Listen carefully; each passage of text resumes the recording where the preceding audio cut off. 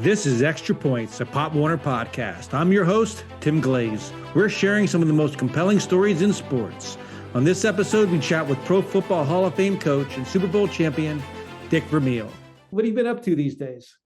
Well, a lot of charity work right now. You know, being in the wine business, I use our wine sometimes to help charities like the Boys and Girls Club event coming up in 2 weeks, downtown Philadelphia, the Union League, the Chester County Food Bank dinner Friday night. And I've spent an hour on that organization already this morning. So I do those things, a little bit of speaking, not a lot of traveling anymore, rehabbing a back operation, those kind of things that 88-year-old men do. Okay.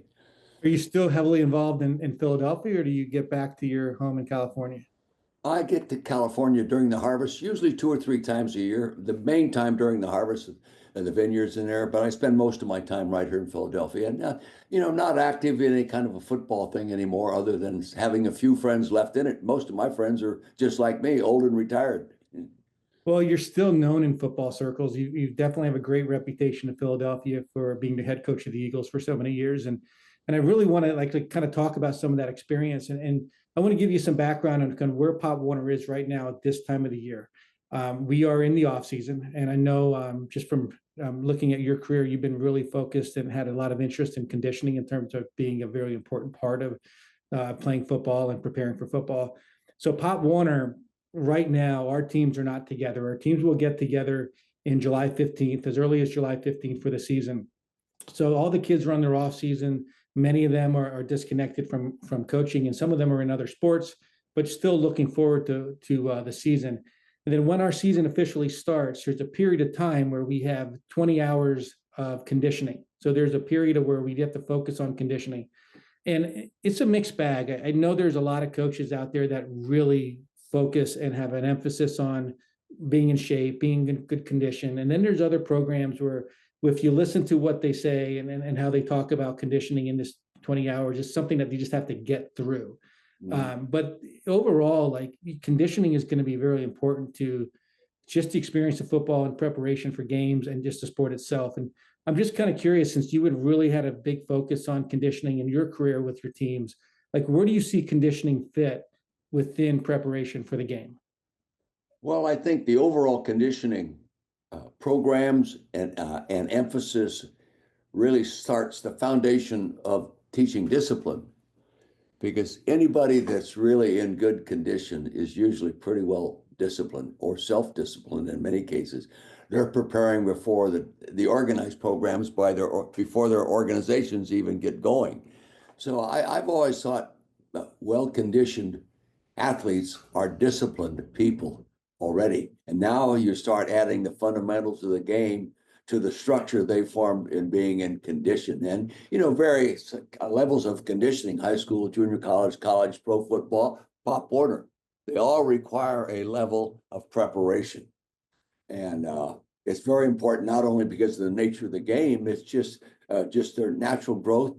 Health, physical fitness is good for us if we're not Pop Warner football players or college football players. But the emphasis of a structured routine, and then the discipline to maintain that routine. Believe it or not, there are a lot of pro athletes that have a hard time disciplining themselves to maintain the structure of the program that's presented to them. When you came when you came into Philadelphia, one of the parts that's great about your story is you took a team that wasn't very successful or had a winning tradition, and you turned it into a team that ultimately went to the Super Bowl. One of the things that you could argue is that conditioning helps bridge the gap between getting a team to that next level and being able to, if the team may not be necessarily a Super Bowl winning team, and even in our language, we had the Pop Warner Super Bowl, conditioning can get them closer to that. Is that true? No question. Absolutely. It's very hard to outsmart somebody in the football world, especially Dick Vermeil coming to Philadelphia, taking over a team hadn't won in years, didn't have a first, second, or third round pick the first 3 years. We're not going to outsmart them, but you can outwork them. Okay, and that's what we applied that principle. And today it's a lot tougher because the workout routines, the time on the field, the amount of contact, the amount of equipment more, and it's all governed by the Players Association. So it's controlled. But today they have 25 coaches on the field. We had 10. So maybe they get as much done in 2 hours as we used to get done in 2.5 to 3 hours. I don't know. But it's different. But the conditioning phase, it's like I said, the physicalness, the discipline of it, and many times the camaraderie. Sometimes in the off season, guys work out together. They start bonding there before they ever get around a football coach because they're working in their off season program with their trainers, or if they're just high school kids, many times on a program organized by their coaches, it's on paper and they follow that. And so there are no negatives to working in a conditioning program to get yourself ready to play on whatever level you're going to play. No, no, I remember back in my youth, I played a lot of organized sports, had a lot of coaches, but some of my best memories are just playing in the backyard with friends. So when those kids are getting together now, whether it's at the pro level or even down to the kid level, like what are some of the things they can be focused on now from a conditioning standpoint before they even get through their season? Well, just the overall movement skills. Let's start out by jogging. Let's start out by jogging faster. Let's start out by running three-quarter speed. Let's start out by all of a sudden running full speed in a progression that's properly organized, and the exercise, the stretching programs. I'm a big advocate of resistance training at any age group. The younger guys, maybe you got to be very careful with it, but it can still be initiated in the use of weights, the weight machines, the proper routine, the proper mechanics and the fundamentals of it. I can imagine, now I've never coached Pop Warner, but I can imagine those kind of programs are very limited because of lack of facilities, a lack of time, lack of leadership. Hard to get coaches to not only coach a team, but also train them in the offseason, I'm sure. But in the NFL, now it's all governed time-wise by the union as to when you can be in the building and out of the building, when you can work and when you cannot. But no one stops a player from working on his own in the off season. And normally when you're working on your own, now the NFL, many of them hire personal trainers or go to a personal training organization and work. But you scale that all the way down to Pop Warner. It's maybe parents that have gotten a little educated in regard to helping their son get ready for the season when the coaches take over. But, I'm not experienced enough around the Pop Warner programs to know. I know what good they do, but I don't know enough about the overall routine of a year-round basis program. Yeah. The one of the things you touched on in terms of you touched a little bit on the evolution of the game and where we were at now is like we don't necessarily practice differently. Our seasons are very different than we were 30 years ago. The game itself is very different. When you came into Philadelphia, it was highly more predominantly a running game, running based game. The passing game had just started opening up, and Run the ball 40 times. yeah. And then years later, when you were with the Rams, we all remember, some of the highlights from that team and the passing game. The game has evolved. So where do you see how did you fit within the evolution of the game and constantly learning new things about coaching techniques or just new ways to play football? Well, the game today, as it's played, is technically far advanced from what it was. Okay, when I became a head coach in 1976, I was an assistant coach starting in the league in 1969. But the game is advanced. What they do with the ball, and there's always something new. There's always new routines within the scheme of offense, the schemes of defense. When I left coaching for 14 years, I was in broadcasting. I was able to watch a lot of college, watch a lot of NFL coaches coach, and I learned a little bit every time I went someplace. But when I came back in 1997, uh, I didn't realize how much bigger all the kids had gotten, how much faster they've all gotten because all the programs have been advanced. The off-season training, the speed coaches, the strength coaches, all these different kinds of things going on. And the game, the additional organizational schemes of the offense kept evolving. More wide open, more movement, more shifting, more variations of formation, more prepared to use in a single game. It was amazing because it was a little bit more year round. When I first started in the NFL, a lot of guys had summer jobs. They needed the money because the salaries weren't that great. But the game itself, because of the great coaches like my offensive coordinator, Mike Martz, big innovator. When he adds things, there's no secret. So 2 weeks later, everybody else in the league is doing it. Al Saunders with me in Kansas City. Our offense was super, both running and passing. But those ideas that come from these creative people don't remain a secret. Once they're used in one game, and it's through the entire league with all this modern technology. Not so in Pop Warner, I know, but I've seen Pop Warner the videos of that stuff, the kids in the shotgun, guys going in motion, all this kind of stuff. It's sort of cute and fun to watch, believe me. But the game is, I think the game is safer.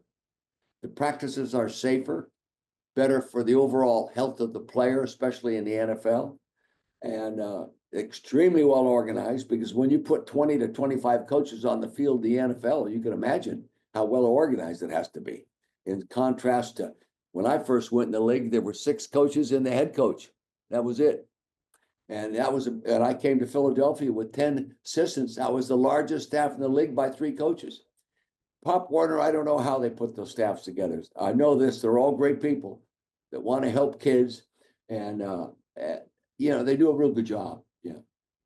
We had speaking of our coaches and even some of the things you mentioned about some of the film you watched in Pop Warner, I've always admired the coaches that work in Pop Warner.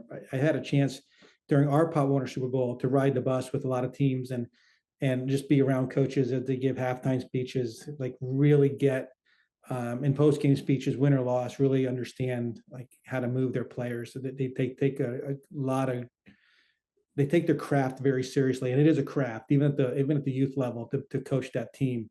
One of the other things from a coaching standpoint that what I'm starting to look at, what I'm starting to notice is Pop Warner. We want kids playing football. We want everybody to experience football, but in some communities, we're seeing that there's a shortage of coaches, not necessarily a shortage of players.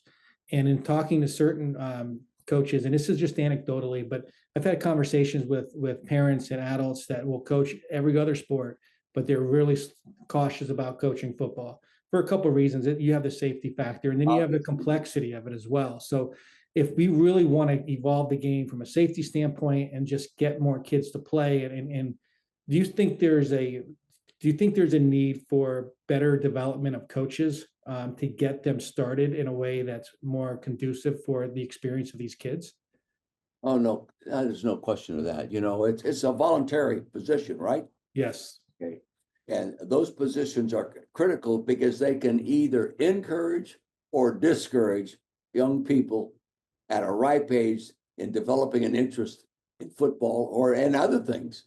And people that do it and do it well are exceptional people, and they usually become pretty good coaches. I don't know how many of them are retired coaches that coached in the high school or college or whatever it is. I don't have the numbers or facts on that.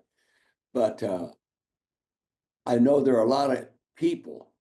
I have a nephew that was active in coaching young kids, 2 nephews that were, because they played football and then they had time. And so they donated their time to coaching young kids that play football. And they had as much fun doing it as the kids did learning it. But it takes a specific personality type to do a good job as a Pop Warner coach. And I would imagine, people are so busy today and have their own families, their own responsibilities, and then to divide some of that time with people they're just getting to know and meeting for the first time in their Pop Warner level, I imagine it's difficult. What do you think do you have any perspective on, how we could make the transition from maybe non-coaching to coaching in youth tackle football for a first-time coach? Is it simplifying some of the complexity of the game? Is there room for that? No question. Yeah, and I keep saying no question because that's an easy way to respond. The the game, especially at that level, from a coaching standpoint, can be learned. And hey, there's so much material now that you're exposed to online that can help anybody coach. But with those people, the first thing, it starts with compassion. Okay. people that just like being with kids, regardless if it's basketball, baseball, now soccer. My God, the soccer. I have decent in volleyball. My God, it's what they travel all over the country playing volleyball. And Pop Warner football, the game is more complex. And there's more things involved, starting number one with contact. Plus, there's 11 guys on the field at one side and 11 on the other. That's 22 people. And they're all allowed to hit each other. That all has to be incorporated in an intelligent manner to use the physicality of the game properly, and it can be taught, but you don't have to be an expert football player or ex-football player. You can be someone that has a great compassion for kids, loves to enjoy it, learn enough to be effective. And nowadays, like I say, there's all kinds of information out there. Yeah, and there is, and there's good resources as well. And there's also something that I've always really admired about coaching circles in any sport. You and fellow NFL coaches, you guys are competitors first, probably, but at the same time, it just seems like you are also very in touch with each other and have a little bit of a brotherhood or a fraternity of coaches that you share information from. It's you mentioned Mike Martz not too long ago, people kind of stealing his innovative ideas, and there's got to be, and I'm assuming there's a level of a network, level of trust among coaches that actually just helps coaches evolve on their own just by being networked with other coaches. Do you Yeah. think that's valuable as well? Oh, no question. Yeah, again, no question, no question. Yeah. Whenever you can expose yourself to someone that's had experience that you haven't had, and you want to learn, you have an open mind, and your reasons, your motivation for learning are all sound because you want to pass on information to kids that are just learning how to play the game. It's important. It's important, but it's also amazing how much these little kids, young kids, can learn. I've seen games on television. It's amazing. Now that they may not be their first year in Pop Warner, but to me, they look advanced. Why? Because their coaches are advanced, and the coaches keep getting better along with the players getting better. And as long as they keep the game in proper perspective, it's not about physically beating the hell out of each other like it is in the NFL or in college football. It's about teaching kids how to use the fundamentals of the game to have fun and learn the game over from inside out and backwards, offensively and defensively. The one thing I want to switch gears here and talk about your path to coaching. One thing I really think is really interesting is you were at one point a quarterback, San Jose State, and that during that time you kind of got into a love of coaching or an interest in coaching. Can you talk about that evolution in terms of how you went from a player to a coach, and then your path up to the NFL? Well, I went from a high school kid coach. I went from a high school person playing high school football to wanting to end up being a football coach because of my high school football coach. The influence he had on me my senior year. No one ever told me I could play college football if I wanted to. I'm in a school of 130 kids. Okay. 29 kids in my graduating class. Everybody in school had to play to have a team. Okay. And, but a coach inspired me and gave me confidence that I had ability that no one ever told me I had before. I didn't know, you know, and the game wasn't exposed in the 50s like it is today, with 50 games a week on television. You could watch it going on all day, and but you listen to it on the radio. Really, when I got started. So yeah, that's why the coach is so important. And to me, he ended up instilling a desire in me to be a high school football coach, just like he was.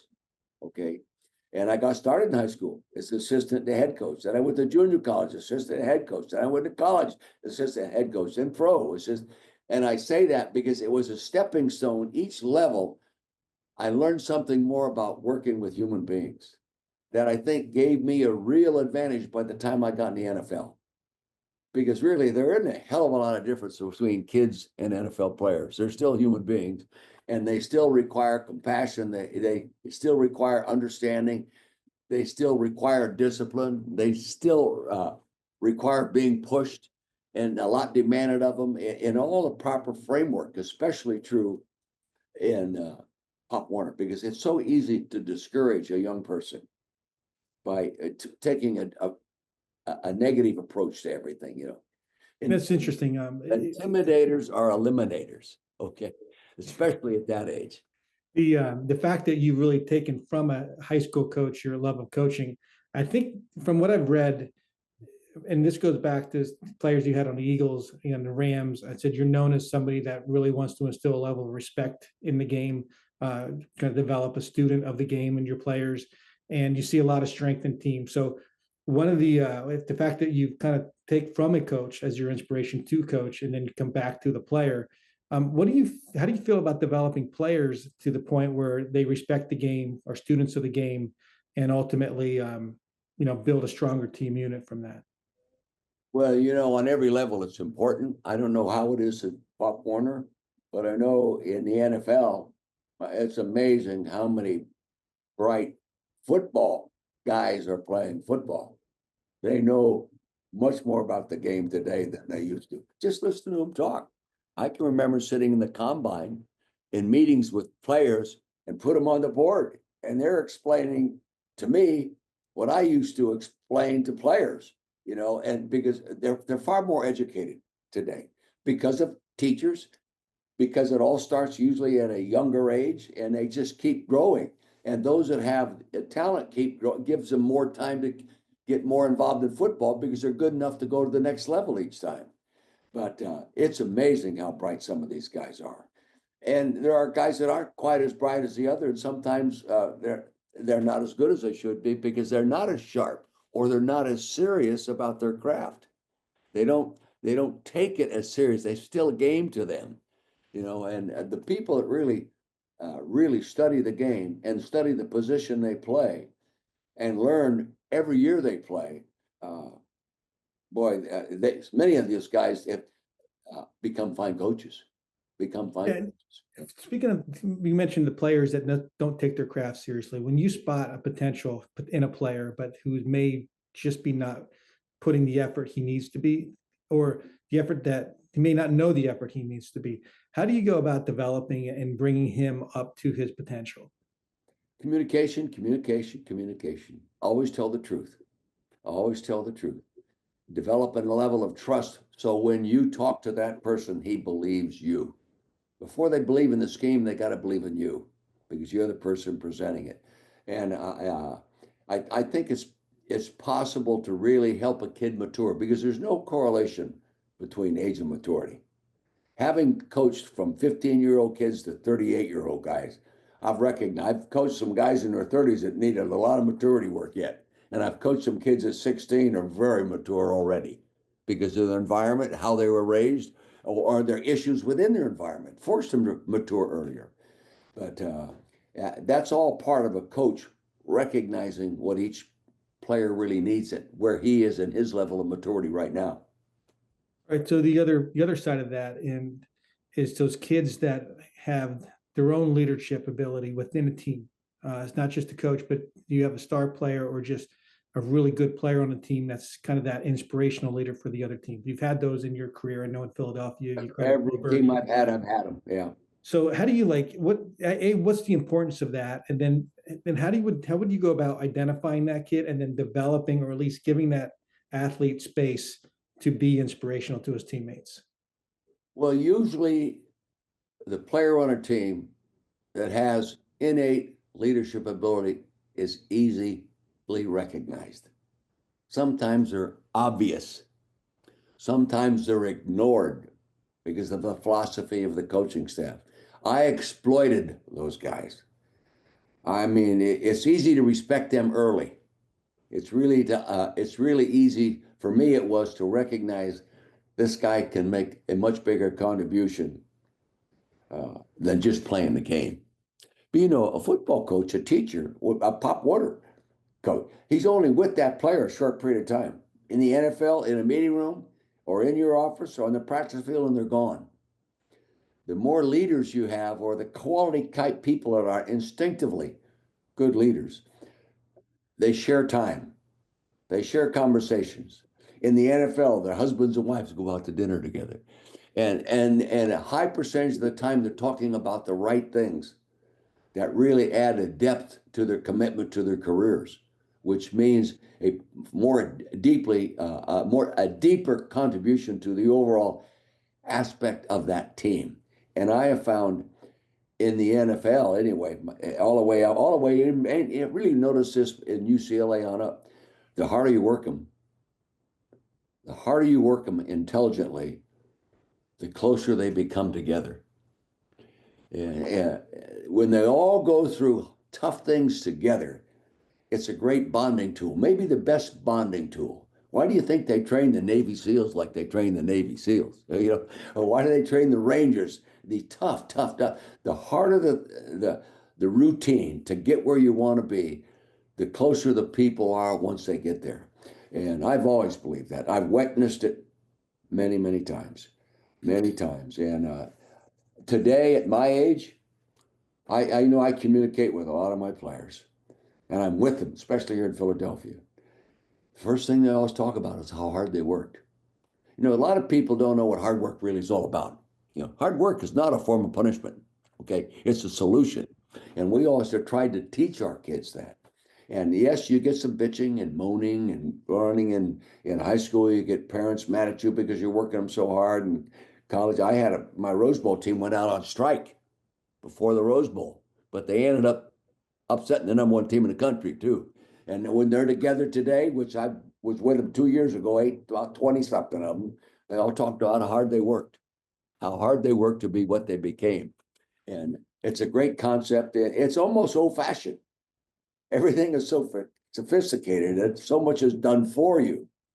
What you do for yourself that is difficult, and you do it with other people doing the same thing.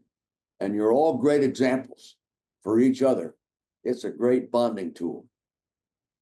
Let's bring it up to the team level. And one thing, and this is one thing I've really appreciated about when I did some looking into who Dick Vermeil was, your career, who you are as a person. One thing that really stood out to me is understanding where your victories are, where your victories are not. And then I'll give you a little context from a Pop Warner perspective is when we start our season on July 1st, 15th, every team is 0-0, and every team has the same legitimate shot or theoretical shot to get to the Super Bowl. And that's usually what everybody's goal is. You had, going back to some of the things I read about your run of the Super Bowl with the Eagles and looking back on that, and it's like you set out a goal in the beginning of the season to beat Dallas, to get through the NFC Championship and beat Dallas. And it's like, in retrospect, it's like that goal may not have been as big enough for the team. So just like, it comes into the question of like, we really want to know where our victories are so we can celebrate, particularly when you're developing younger kids, that celebrate the victories you have, but understanding what the potential is and setting the right goals at the right time in the beginning of the season. So can you speak to that a little bit in terms of how goal setting should be for a team? Well, how I did it in Philadelphia, my goal was always initially win one more game you won last year. Set goals that are realistic and believable. Okay. And I can say, for example, the Super Bowl that we won in 1999 after 3 years, that team had lost more games in the 90s than any team in football. And 3 years later, they won a world championship. But the goal initially was to get better every day. Get better, make a contribution to your own ability to get better every day. And by the time we went into the third training camp, I knew personally through experience and watching other coaches coach that we were prepared. We were a quality team that we could win it all if we stayed healthy and didn't screw it up as coaches. And the attitude of the team was right. And I told that team after the fourth or fifth win, we were undefeated. We beat the 49ers in St. Louis for the first time in 17 games. It lost 17 in a row. That's hard to do. And that we were very fortunate because in this meeting room right now, it's the only team that can beat us. The only team that can beat us is sitting in this room right now. And if we maintain what we're doing, the same frame of mind, the same attitude, and the work ethic that we've developed over the 3-year program, we'll win it all. And I said, I don't want to read that in the paper. I don't want to hear it in the radio. I don't want to see it on television. That's between you and I. And lo and behold, they made that statement come true. Very fortunate. You can make that statement, but you don't make that statement unless you really know it's possible. Yeah. Unrealistic goals become a joke after a while. Yeah. And the Eagles win one more game we won last year. Find a way to eventually beat the Dallas Cowboys and Tom Landry. Why? Because they were considered overall in that period of time the best team in football, and they were in our division. We didn't go in training camp. We talked about beating Dallas, getting better every day, because they were up here and we were down here. And once you get into league season, you forget that. Now you're focusing on the one opponent each week. But our standard was always to get someday end up being the best, but do everything properly with a great work ethic and everything else to get to that point. You mentioned the Rams having the record when you took the team over, and then ultimately went to the Super Bowl. You did something very similar with the Eagles. You came into a losing team that had historically had a losing record, and then you obviously with Philadelphia, you left a really good job and a lot of potential with UCLA. Like, what is your penchant for taking over these, I would say, struggling franchises, struggling teams, and turning them around? Is that something that's wired in you to want to do something like that? Yeah. Well, usually those training camps, the first thing I would say to them all in training camp, I can't guarantee you anything other than when you leave this training camp and it's over, you'll be a better player than you were when you got here. Physically, emotionally, and mentally, you'll be a better player. Now, collectively, if you all buy that in, that means at the end of that training camp, we'll be a better football team. How much better depends on the talent level of the team. Like I said, in Philadelphia, we had no first, second, or third my first year. No first, second, third round pick my second year. No first or second my third year. Third year, we were in the playoffs. Why? Because they bought into the ethics of we're going to make everybody better every day. And we're going to stay on the field and coach every position to play his position better until we all collectively play our positions better. And all of a sudden, we're a better team. And it doesn't mean your first round picks, but we didn't have any. Okay. Doesn't mean your second round, we didn't have any. But we took some average players and helped them get better. We took those players that had a talent to get really good to Pro Bowl and get them better. And, that's the approach. In St. Louis, we had first, second, third round picks the whole time. In my first year there, we moved up and got the number one pick in the draft. Okay, a big tackle from Ohio State. Okay, so we had that avenue. Plus, we had free agency. We didn't have those things, and people didn't do a lot of trading in the old days and all that. You didn't have free. The players you signed were someone cut them already, and or said they were retired and couldn't play any longer. Great example, Woody Peoples. Good player from the 49ers, too old to play anymore. Played 3 years for us, played well. Claude Humphrey's a great example. 34 years old, he gets 14 sacks. 35 years old, he gets 15 sacks. Okay. And he's a Hall of Fame. But he had lost his desire to play. He retired. We put him in our program with my coaches, and he excelled. Okay. He excelled again and retired very happy with his career, rather than retiring from an organization that had been losing, or just got tired of losing and quit. So it's a complex process, and there's a lot of things you do in leadership that are instinctively done on that second, on that minute, not organized 3 weeks ahead of time to make a decision a day that'll help you 3 weeks. Sometimes in true leadership, it happens instant. Now is the time you got to make a decision. Now, right now. And you didn't have plan. You didn't have hours to prepare for it. Bang, you're hit with it. And it's true even today. It's true today. The game is so much more not scientific, but technically advanced from what it was. But it still takes the same things to get it done. You're very passionate when you talk about your career and you kind of look back on some things. So you mentioned earlier in the conversation that you're kind of out of it now. You have some distance between it, with the exception of some good friends. But what do you miss about the game and the grind of coaching? Is there anything that you really miss, or the people? Who do you miss? Well, number one, I miss the relationships with my coaching staff each day, the intensity that what brings you close together. I miss the relationship with my players. I've got some of my closest friends are former players. Okay, I got a text message right here from Trent Gray. I could read it to you. The last thing he said is, "Love you, coach." Okay, there's you miss that, and you get to my age, sometimes you feel left out of the game. You're left out of the game. I still talk to some coaches. I still throw some ideas. Sometimes not so much technically, but just overall philosophically. Because I know this coach has gone through this, and hey, I've been through it maybe 10 times.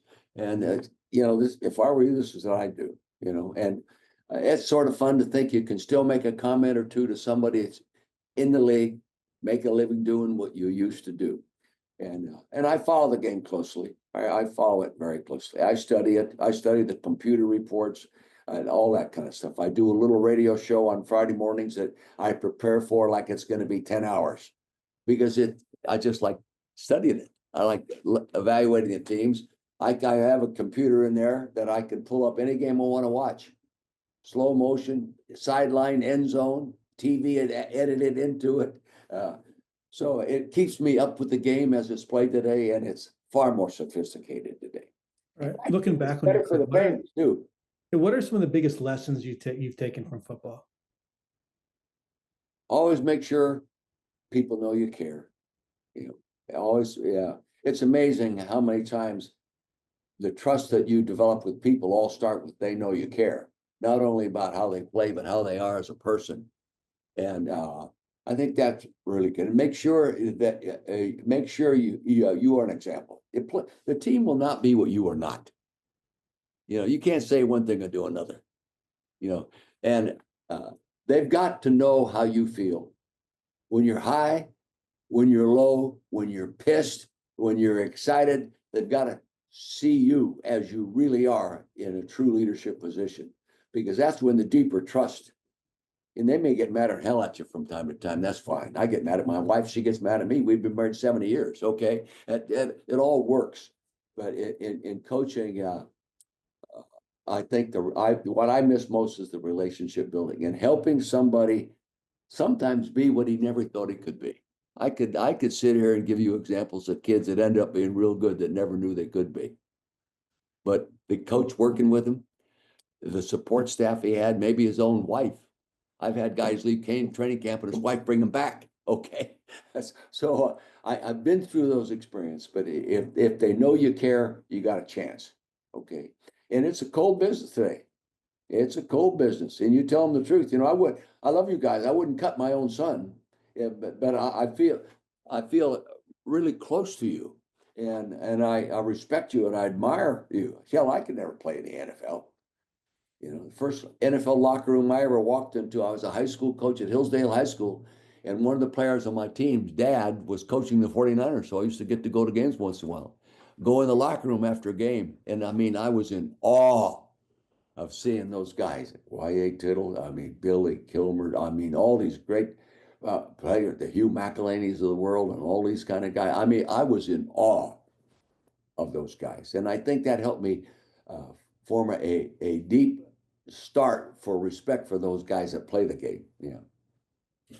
I see the Hall of Fame helmet on your shelf, and obviously Steve Strawbridge, the president and CEO of Pop Warner, has some Hall of Fame experience. He's worked there for previously to come into Pop Warner. It's like, where do you see your place in the sport, your legacy in the sport, being a Hall of Famer and like? Well, my legacy in the sport right now, I feel consistently in debt. I feel in debt to so many people that put me in it. I never played a snap. The ownership, I brag. I'm the only guy coached 3 teams, never got fired. I had a great relationship with my owners, a great relationship with the people in the organization, a great relationship with my coaching staff, a great relationship with my players. I call them mine. It's a lot of responsibility when you hear a player say, I played for Coach Vermeil. I take that serious. I have a lot of guys say, my UCLA, they don't. I've heard them say they don't say they played at UCLA. They say they played for Coach Vermeil. My Eagles, I played for Coach Vermeil. I was at a wedding party the other day set with 3 of them. Okay, they played for Coach Vermeil. That's a hell of a responsibility. That's a hell of a responsibility, and I take that very seriously. But if I could do it all over again, I wouldn't do it differently. I would probably listen a little bit more than I did when I was in the early 40s and, sleeping in my office and, people telling you can't keep that pace up. You're going to just wear yourself out. And that's why I left the game. I just couldn't turn it off. But I look over there, it's a picture of Wilbert Montgomery. Okay. Behind here, that green helmet, that was Wilbert Montgomery's. He wore that. Okay, I got a text on my phone from him yesterday trying to help his son get a tryout for the Eagles. Okay, so yeah, I think if I have a legacy, is my players knew I cared. I had a great relationship with them, and we worked very, very hard. That's good. All right, so I'm going to leave you. Have one more question for you, but I want you to. One of our goals with this podcast is to really reach coaches in Pop Warner and all of youth sports. And I really want you to take a moment to kind of speak to them. Like, what would you tell them? What are the keys to success for their upcoming season? Like, any wisdom that you can share with coaches, I'll give you that time to do it right now. So what would you tell a coach? Well, first, get emotionally involved.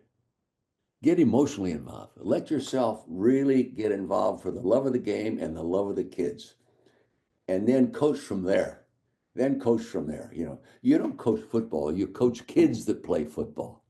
Okay, and get involved with them and teach them how to smile when it's hard work. Teach them the fundamentals of the game, yet have fun in the fundamentals of the game. Teach them how important it is to get into a huddle. And there's 10 other guys in there with you. Lessons of life. My dad said to me that you could live your life on what he said this. I could live a good life on the principles I learned playing high school football. Well, that can start, it's true. And that can start with Pop Warner coaches, just for the love of the kids and learn the game. Yeah, you're the ones that are going to influence how the kids think about the game. Learn about the game. Take pride in it, and try to correct what you didn't do well yesterday. Do it a little bit better today. Work on your communication skills to inspire, It's amazing how many kids are turned off to certain things in their lives because they didn't experience success early enough to keep them interested in it. And they're in the NFL. There are guys that didn't start playing high school football until they're a senior in high school because of negative experiences early, or they matured late. They weren't ready for it. I think that's really critical in the Pop Warner area. But there are a lot of guys out there that can do a great job. That can do a good job is locating them, giving the responsibilities, and then always be positive about it. Perfect.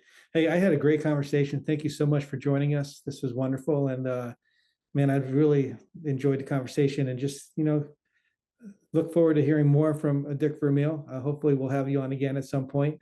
All right. I'm here. Great. I'm here.